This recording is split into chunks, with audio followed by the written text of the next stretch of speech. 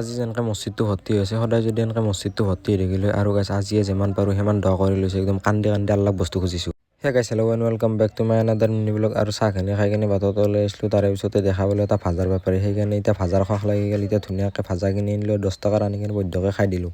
আৰু খাই দি কিনে এতিয়া আহিছোঁ মই আমাৰ খেতিত, মানে আমাৰ ইয়াতে খালবৰত খেতি কৰিছিল, লাওৰ খেতি কৰিছিল। মাদাৰে মোক কৈছে এটা লাও লৈ আহ, আজি মানে লাওৰ আঞ্জা ৰান্ধিব বোলে, সেইকাৰণে ধুনীয়াকৈ এটা মাদাৰক লাও আনি দিলোঁ। আৰু এতিয়া ধুনীয়াকৈ গা চা ধুই উঠিছিলোঁ মাত্ৰ, তাৰে পিছতে এটা ফোন কৰা আহিল যে মোৰ এটা পাৰ্চেল আহিছিল, তাকে পাৰ্চেলটো আহিছে বোলে। এতিয়া ধুনীয়াকৈ পাৰ্চেলটো পে'মেণ্ট কৰি কিনে লৈ আহিলোঁ ঘৰক লৈ কিনে, এতিয়া ধুনীয়াকৈ আনবক্সিং কৰোঁ। আৰু গাইছ এইটো হৈছে পাৰ্চেলৰ দামটো চাই লওক 870 টকা। আৰু এইটো হৈছে লংপেণ্ট। এতিয়া আনবক্সিং কৰি কিনে আপোনালোকক দেখাই আছোঁ, আগে আনবক্সিংটো কৰি লওঁ।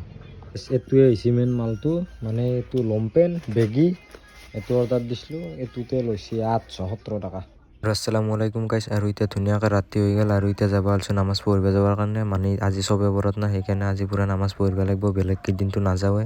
ধুনীয়াকৈ ঘৰৰ পৰা ওলাই আহিলোঁ, এতিয়া আহি পালোঁ মছজিদ। আৰু এতিয়া আমাৰ এই মছজিদ চকচোন একদম ভৰ্তি হৈছে, মানে অনদিনা আলি মানুহবিলাক নাহে, ময়ো নাহোঁ দিয়কচোন, বেলেগক ক'লে কি হ'ব।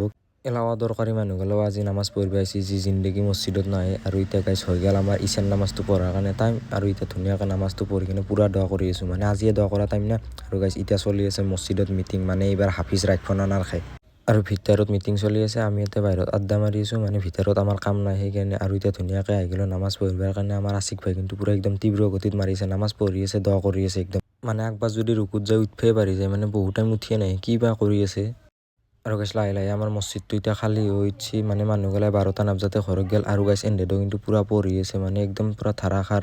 আৰু গাইছ নামাজ পঢ়াতে বেছি টাইম নালাগে, কিন্তু তছবিহটো কৰাতে বহুত টাইম লাগি যায়। আৰু গাইছ এতিয়া তছবিহটো কমপ্লিট হৈ গ'ল, আৰু এতিয়া ধুনীয়াকৈ দোৱা কৰি আছোঁ, মানে অন্তৰৰ পৰা যিমান দোৱা কৰিব লগা আছিল, মানে বহুত বস্তু পাব লগা আছে, সেইকাৰণে আল্লাহক পূৰা একদম কান্দি কান্দি খুজিছোঁ। আৰু গাইছ এতিয়া ধুনীয়াকৈ নামাজ পঢ়ি কিনে ঘৰ আহি পালোঁ। দ্যাটছ ফৰ টুডে গাইছ, চি ইউ চুন।